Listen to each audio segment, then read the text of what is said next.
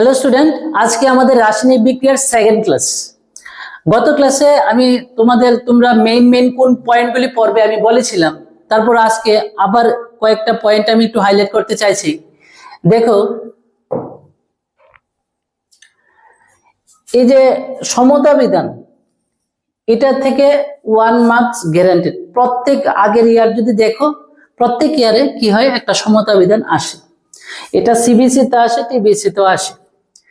তারপরে এই যে আরেকটা কোনটি মানে জারণ বিজারণ রিলেটেড একটা সমীকরণ দিয়ে দেবে, কোনটি জারিত হয়েছে, কোনটি বিজারিত হয়েছে, কোনটি জারক দ্রব্য, কোনটি বিজারক দ্রব্য।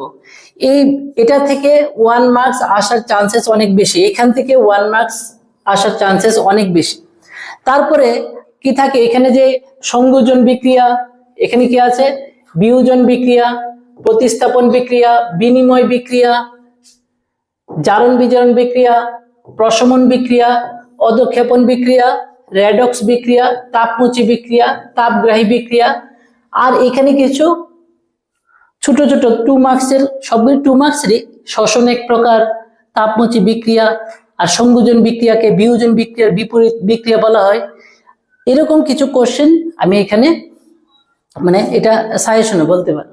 তাহলে পুরো চ্যাপ্টারের লেকচারটা অনেক বড় হবে, লাস্ট দিন আমি বলেছিলাম।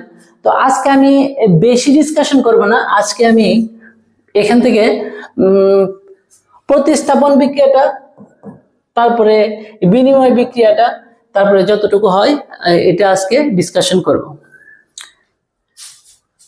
ঠিক আছে, তাহলে শুরু করছি।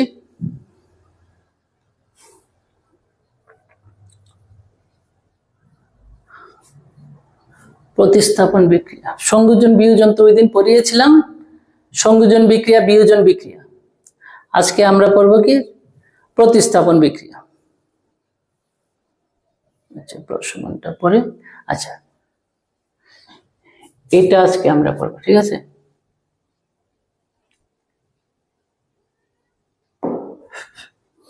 আচ্ছা সরণ বিক্রিয়া বা প্রতিস্থাপন বিক্রিয়া কাকে বলে, আমি আগে এক্সাম্পল দিয়ে শুরু করছি। Zn, কালারটা মনে হয় কালো হলে ভালো হবে। আচ্ছা, Zn প্লাস CuSO4। আচ্ছা, প্রতিস্থাপন বা সরণ বিক্রিয়ার মধ্যে লক্ষ্য রাখবে, একটা কি বেশি সক্রিয় মূল্য থাকবে আর একটা কম সক্রিয় মূল্য থাকবে। এইখানে জিঙ্ক বেশি সক্রিয় একটা ধাতু। এটা কি করবে, এই কপার সালফেট দ্রবণ থেকে কপারকে কি করবে, কপারের পজিশন থেকে এটাকে উঠিয়ে দেবে, দ্যাট মিন্স প্রতিস্থাপিত করবে। অর্থাৎ সরণ কেন বললো, কপার যেমন কপার সালফেট থেকে সরে গেল, দ্যাট মিন্স প্রতিস্থাপিত হলো।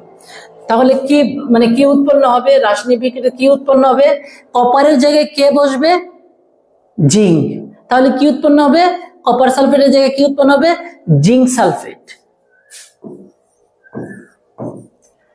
আর copper, zinc sulphate plus copper.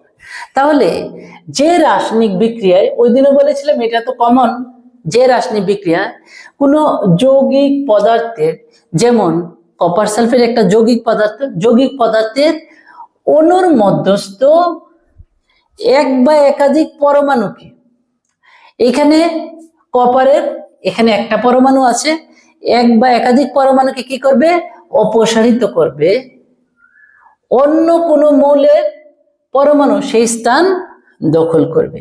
অর্থাৎ জিঙ্ক মৌলটি কপারের জায়গা দখল করে নিল। কি বলছে, যে রাসায়নিক বিক্রিয়া কোনো যৌগিক পদার্থের, এখানে যৌগিক পদার্থের এক্সাম্পলটা কি, কপার সালফেট।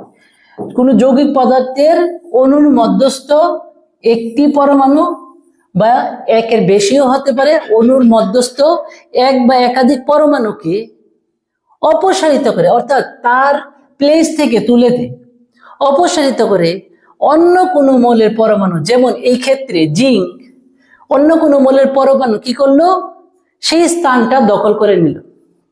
সেই স্থান দখল করে তাকে সরণ বা প্রতিস্থাপন বিক্রিয়া বলে। নামটার মধ্যেও তুমি মানে অনেকগুলি বিক্রিয়া তো, কিন্তু এর মধ্যে নামটার মধ্যে তুমি বুঝতে পারবে যে সংজ্ঞাটা একটু হলে তোমার মনে হতে পারে যে একটা যৌগের মধ্যে থেকে একটা পরমাণুকে যেমন তার পজিশন থেকে উঠিয়ে দিল এবং ওই জায়গাটার মধ্যে অধিক সক্রিয় যে ধাতুটা ওই জায়গায় বসে পড়লো, এই কারণে এটা সরণ বিক্রিয়া বা এটা আরেকটা নাম কি প্রতিস্থাপন বিক্রিয়া। ঠিক আছে, তাহলে এই বিক্রিয়ার যে কমন যেই একটা ফর্মুলা আছে, সাধারণ ফর্মুলাটা এটা হচ্ছে A প্লাস বিসি। এখানে বি এর জায়গায় কে ছিল? কপার। আচ্ছা, এ এর জায়গায় আমি লিখছি জিঙ্ক প্লাস বি এর জায়গায় হচ্ছে কপার আর সি এর জায়গায় হচ্ছে সালফেট। আচ্ছা, এবার কি হলো, এটা এই বি এর জায়গায় এখন এসি প্লাস বি, তাহলে এর জায়গায় কি ছিল? জিঙ্ক। আর সি এর জায়গায় কে ছিল? সালফেট প্লাস বি এর জায়গায় কি হবে? বিটা কি? কপার। এইভাবে কিন্তু আমরা এটা মনে রাখার চেষ্টা করব। এই জেনারেল ফর্মুলাটা খুব ভালো করে মনে রাখবে। এ প্লাস বিসি এইখানে এই ধাতুটাকে কি করবে? প্রতিস্থাপিত করবে। কে প্রতিস্থাপিত করবে? অধিক সক্রিয় ধাতুটা। আর তাহলে নিশ্চয়ই প্রতিস্থাপন বিক্রিয়ার মধ্যে বিটা কি হবে? কম সক্রিয় একটা ধাতু, আর এখানে কি হবে? এটা হবে অধিক সক্রিয় একটা ধাতু। তাহলে যে রাসায়নিক বিক্রিয়ায় কোনো যৌগিক পদার্থের অণুর মধ্যস্থ এক বা একাধিক পরমাণুকে যখন অন্য একটা মৌল কি করবে? প্রতিস্থাপিত করবে এবং ওই স্থান দখল করবে, তখন তাকে কি বলা হবে? প্রতিস্থাপন বিক্রিয়া বা সরণ বিক্রিয়া। আচ্ছা, এবার দেখো, এবার কি আছে? যুগ্ম সরণ। তো যুগ্ম মানেই তো দুই, মানে যুগ্ম মানে আগে যেমন শুধু সরণ ছিল, এখন কথাটা কি আছে? এখন আছে কথাটা যুগ্ম সরণ। আচ্ছা, দেখা যাক তাহলে কি যুগ্ম সরণ বা যুগ্ম প্রতিস্থাপন।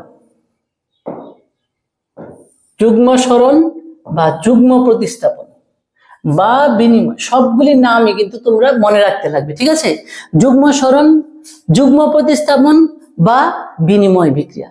এই ক্ষেত্রে আমি আগে শুরু করব এই ফর্মুলাটা দিয়ে। এখানে কি হয়েছে ভালো করে একটু লক্ষ্য করো। দেখো, এখানে সালফেট মূলক আছে, এখানে কি আছে? ক্লোরাইড মূলক আছে। তারা কি করলো? তারা ইন্টারচেঞ্জ করলো তাদের পজিশনটা, অর্থাৎ এই জায়গায় কি ক্লোরাইড মূলক এসে বসলো আর সালফেট মূলক কি এই জায়গায় এসে বসলো। তাহলে দুজনের কি হয়েছে?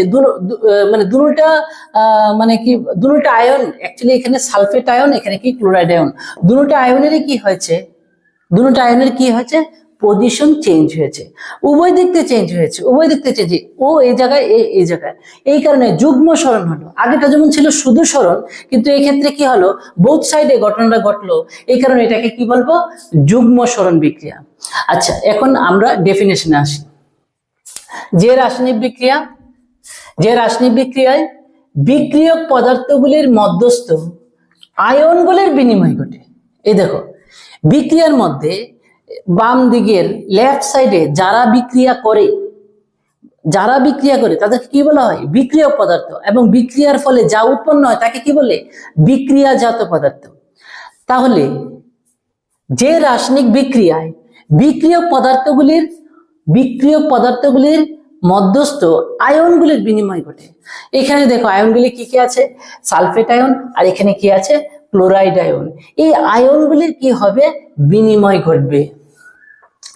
বিনিময় ঘটার ফলে কি হয়? বিক্রিয়াজাত পদার্থগুলি উৎপন্ন হয়, অর্থাৎ নতুন পদার্থ উৎপন্ন হয় আর কি। তাহলে যে রাসায়নিক বিক্রিয়ায় বিক্রিয়ক পদার্থের মধ্যে যে আয়নগুলি থাকে তারা পরস্পর স্থান বিনিময়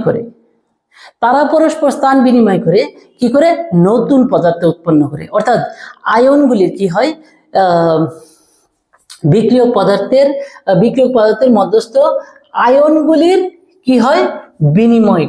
বিনিময় ঘটে বলতে এই দেখো, জেনারেল ফর্মুলাটা একটু লিখি। A B plus C D কি হবে? বি আর সি, ডি এর জায়গায় যাবে, ডি কার জায়গায় আসবে? বি এর জায়গায়। তাহলে কি হবে? এডি প্লাস সি, এখানে কি হবে বি যাবে এখানে। তাহলে এখানে তো সেমই ঘটলো, সালফেট মূলকটা এখানে চলে গেল, ক্লোরাইড মূলকটা এখানে এসে গেল। তাহলে তাহলে কি হলো, বেরিয়াম সালফেট বিট, এখানে এটা এটা সোডিয়াম ক্লোরাইড, সরি দেখো এখান থেকে এটা যদি এখানে চলে যায় তাহলে এন এর সাথে কি আসছে সিএল, তাহলে কি হবে এই সোডিয়াম ক্লোরাইড লবণ। আর এটা যদি এখানে যায় তাহলে কি হবে বেরিয়াম সালফেট, সালফেট আর এখানে বেরিয়াম, তো এটা তো এখানে, তাহলে বেরিয়াম সালফেট। এটা আগে এটা পরে লেখা, এতে কোনো সমস্যা নেই, ঠিক আছে, আগে পরে লেখাতে কোনো সমস্যা নেই। তাহলে আমরা খুব ভালো করে বুঝতে লাগবে, একটা হচ্ছে সরণ বিক্রিয়া আর একটা হচ্ছে দ্বিসরণ বিক্রিয়া। সরণ বিক্রিয়ার মধ্যে কি হচ্ছে, একটা অধিক সক্রিয় ধাতু আর একটা কম সক্রিয় ধাতুকে কি করছে, ওর প্লেস থেকে মানে উঠিয়ে ওই জায়গাটা দখল করছে। তাহলে এটা হচ্ছে গিয়া এটা হচ্ছে সরণ বিক্রিয়া। এটা কি হচ্ছে সরণ। দেখো যে রাসায়নিক বিক্রিয়া কোনো যৌগিক পদার্থের অণুর মধ্যস্থ আছে, এটা তো একবার বললাম, বারবার একই কথা, তোমরা ভিডিওটা তো আগে থেকে আবার দেখেও বুঝতে পারবে, বলে গেছি। আচ্ছা ঠিক আছে, তাহলে আই হোপ তোমরা বুঝতে পেরেছো, যদি না বুঝো আগে থেকে একটু মানে দেখে বোঝার চেষ্টা করবে। আচ্ছা তাহলে আমরা বুঝলাম কি সরণ বিক্রিয়া আর দ্বিসরণ। তাহলে পরীক্ষার মধ্যে এরকম মনে করে একটা বিক্রিয়া না, অনেক বিক্রিয়া আছে, এরকম একটা বিক্রিয়া তোমাদের দিয়ে দিতে পারে, তোমাকে বলতে পারে যে এটা কি ধরনের বিক্রিয়া, ও সরণ, দ্বিসরণ, তারপরে দিয়ে দেবে সংযোজন, দিয়ে দিবে বিয়োজন। তাহলে তোমার কনসেপ্ট যদি থাকে তাহলে কিন্তু তুমি বুঝতে পারবে যে এটা কি, এটা দ্বিসরণ। কারণ এখানে কি হলো, এটা আর এটা, অর্থাৎ আয়নগুলি কি হলো নিজেদের স্থান পরিবর্তন অর্থাৎ বিনিময় হয়েছে, এই কারণে এটা বিনিময় বিক্রিয়া বা দ্বিসরণ বিক্রিয়া বা কি বললাম জানি, যুগ্ম সরণ বিক্রিয়া। ঠিক আছে, আচ্ছা এবার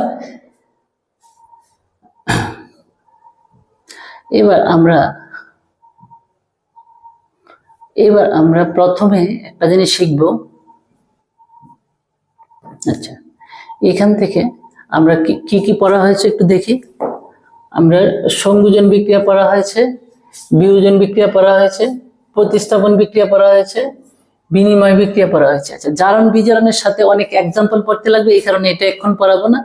আচ্ছা তাপমুচি বিক্রিয়া পড়া হয়েছে, তাপগ্রাহী বিক্রিয়া পড়া হয়েছে। আচ্ছা শ্বসন এক প্রকারের তাপমুচি বিক্রিয়া, এটা আমি এখন পড়াবো, ঠিক আছে।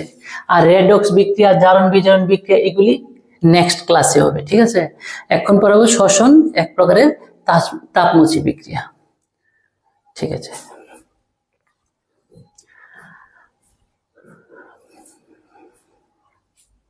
আচ্ছা শ্বসনের বিক্রিয়াটা, শ্বসনে কি হয় আমাদের জানা আছে, শ্বসনের ফলে কি হয়, শ্বসনে কি হয়, গ্লুকোজ ভেঙে কি উৎপন্ন হয়, তাপ শক্তি উৎপন্ন হয়, ঠিক আছে। একটা মিনিট, হ্যাঁ এটা একটু নিচে আছে মনে হচ্ছে, এটা আনসারটা মোস্ট প্রবাবলি নিচে আছে একটু,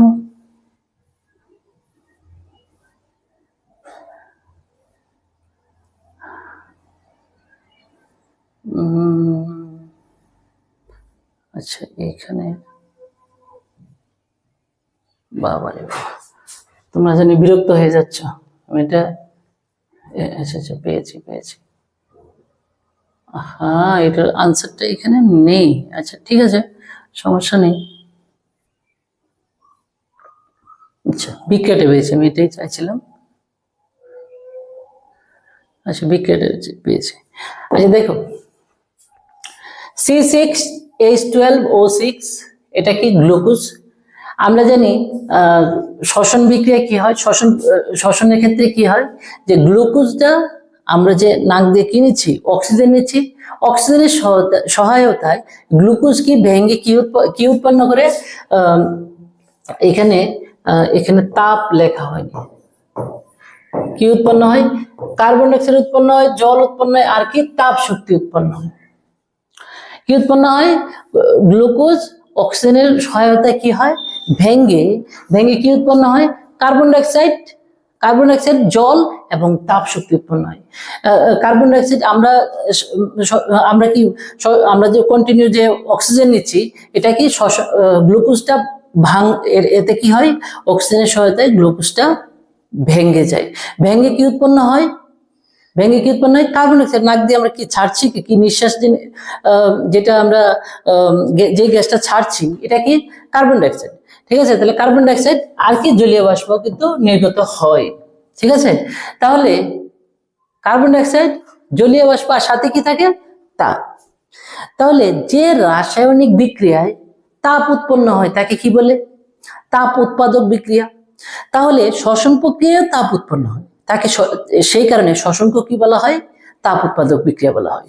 এখানে কি আছে, আমরা কি লিখবো, যদি একদম সিম্পল ওয়েতে বলি, শ্বসনকে কেন তাপমোচী বিক্রিয়া বলে বা তাপ উৎপাদক বিক্রিয়া কেন বলে, শ্বসন প্রক্রিয়ায় তাপ উৎপন্ন হয়, শ্বসন প্রক্রিয়ায় কি উৎপন্ন হয়, তাপ উৎপন্ন হয়, তাই শ্বসন একটি তাপমোচী বিক্রিয়া। কারণ আমরা জানি যে রাসায়নিক বিক্রিয়ায় তাপের উদ্ভব ঘটে তাকে তাপমোচী বিক্রিয়া বলে, আর শ্বসন প্রক্রিয়ায়ও তাপের উদ্ভব ঘটে, সেই কারণে শ্বসনকে কি বলা হয়, তাপ উৎপাদক বিক্রিয়া বলা হয়। আর বিক্রিয়াটা দিয়ে দেবে, হয়ে গেল। ঠিক আছে, বিক্রিয়াটা দিয়ে দিলে আর এটা যদি লিখে দাও তাহলে কিন্তু হয়ে গেল।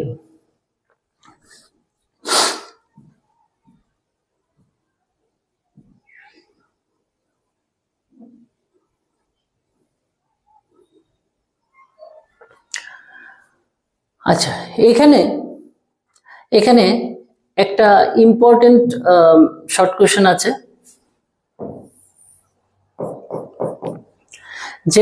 যে রাসায়নিক বিক্রিয়া অদক্ষেপণ বিক্রিয়াটা পড়ায়নি, অদক্ষেপণ বিক্রিয়া, যে রাসায়নিক বিক্রিয়ায় অদক্ষেপ উৎপন্ন হয়, যে রাসায়নিক বিক্রিয়া করার পরে যদি পাত্রের তলায় কিছু থিতিয়ে থাকে, নিচে পড়ে থাকে, তখন আমরা এটাকে কি বলি, অদক্ষেপ। যে রাসায়নিক বিক্রিয়ায় অদক্ষেপ উৎপন্ন হয় তাকে কি বলা হয়, অদক্ষেপণ বিক্রিয়া। ঠিক আছে, তাহলে এখানে অদক্ষেপণ বিক্রিয়ার একটা উদাহরণ, যেমন বেরিয়াম ক্লোরাইড আর সোডিয়াম সালফেট। বেরিয়াম ক্লোরাইড আর সোডিয়াম সালফেটের বিক্রিয়ায় এই ক্ষেত্রে কি হচ্ছে, এখানে এটা কি এই সালফেট মূলকটা এখানে চলে যাচ্ছে আর ক্লোরাইড মূলকটা এখানে আসছে। তাহলে কিছুক্ষণ আগে যে আমরা কি বলেছিলাম, দ্বি প্রতিস্থাপন বিক্রিয়া পড়েছিলাম বা বিনিময় বিক্রিয়া পড়েছিলাম, ওটার মধ্যে কি ছিল, আয়নগুলি তাদের স্থান পরিবর্তন করে। তাহলে তোমরা বলতে পারো আরে এটা দিয়ে ওই বিক্রিয়াটাই, ঠিক আছে, এটা দ্বি প্রতিস্থাপন বিক্রিয়া বা বিনিময় বিক্রিয়া বা দ্বিসরণ বিক্রিয়া, কারেক্ট, কিন্তু এর সাথে এখানে অদক্ষেপও উৎপন্ন হয়। বেরিয়াম সালফেট কি হয়, অদক্ষেপ সৃষ্টি হয়। তাহলে এই রাসায়নিক বিক্রিয়াতে কি হয়, অদক্ষেপ সৃষ্টি হয়। তাহলে এই রাসায়নিক বিক্রিয়াটা একটা অদক্ষেপণ বিক্রিয়াও। ঠিক আছে, এটা যেমন দ্বিসরণ বিক্রিয়া বা বিনিময় বিক্রিয়া, সাথে সাথে কি এটা একটা অদক্ষেপণ বিক্রিয়াও। ঠিক আছে, তাহলে বেরিয়াম ক্লোরাইড আর sodium sulphate, barium chloride sodium সালফেটের বিক্রিয়ায় বেরিয়াম সালফেট আর সোডিয়াম ক্লোরাইড, এটা তো বুঝেই গেছো, সালফেট এখানে যদি আসে তাহলে BaSO4 হয়ে যাবে, আর এটা যদি এখানে যায় তাহলে কি হবে, সোডিয়ামের ক্লোরাইড লবণ হয়ে যাবে, সোডিয়াম ক্লোরাইড। আচ্ছা, যাদের সংকেত গঠনের সমস্যা, কাইন্ডলি তোমরা কমেন্টস করবে যে আমরা সংকেত ঠিকভাবে গঠন করতে পারছি না, তাহলে এটা যোগ্যতা দিয়ে আমি একটা ক্লাস করিয়ে দিব যাতে খুব সহজেই তোমরা সংকেত গঠন করতে পারো। আচ্ছা, ঠিক আছে, তাহলে এখানে স্টেটমেন্টটা পড়বে আর বিক্রিয়াটা লিখবে। তাহলে আমরা এখানে সাথে সাথে আমরা অদক্ষেপণ বিক্রিয়া পড়েছি, অদক্ষেপণ বিক্রিয়ার উদাহরণও কিন্তু পড়ে ফেললাম। আচ্ছা,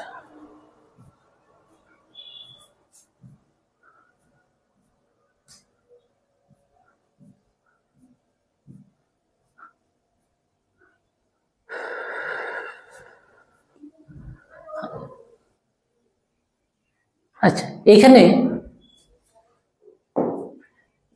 কি হলো, তাহলে এখন অদক্ষেপণ বিক্রিয়া পড়ালাম। আচ্ছা, আরেকটা এই যে এটা এটা সংযোজন বিক্রিয়াকে বিয়োজন বিক্রিয়ার বিপরীত বিক্রিয়া বলা হয় কেন?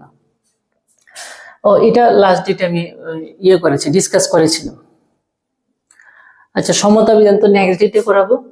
আর এক্স জলীয় দ্রবণ সাদা রঙের প্রলেপ করতে ব্যবহৃত হয়। আচ্ছা, এটা পড়িয়ে দিই, এটা পড়িয়ে দিই। এক্স এর জলীয় দ্রবণ কি সাদা রঙের প্রলেপ দিতে ব্যবহৃত হয়। এখন এক্সটা কি দেখো, যদি আমরা বাড়ি করে কি চুন ইউজ করি, চুন অনেকে পানির সাথে চুন খায়। চুনটা কি ক্যালসিয়াম অক্সাইড।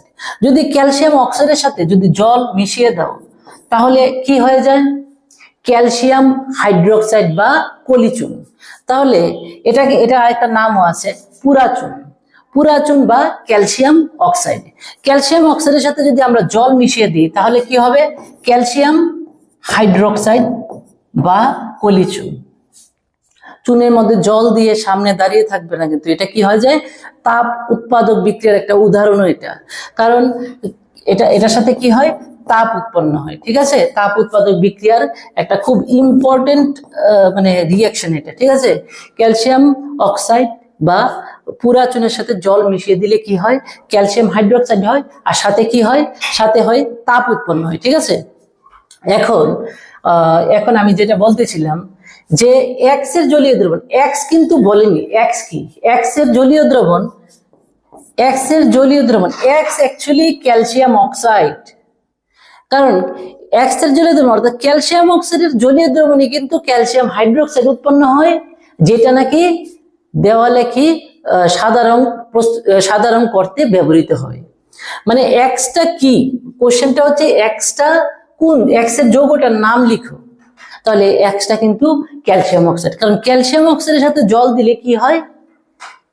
কলিচুন বা ক্যালসিয়াম হাইড্রোক্সাইড উৎপন্ন হয়, যেটা নাকি আমরা ওয়ালে পেইন্টও করতে পারি।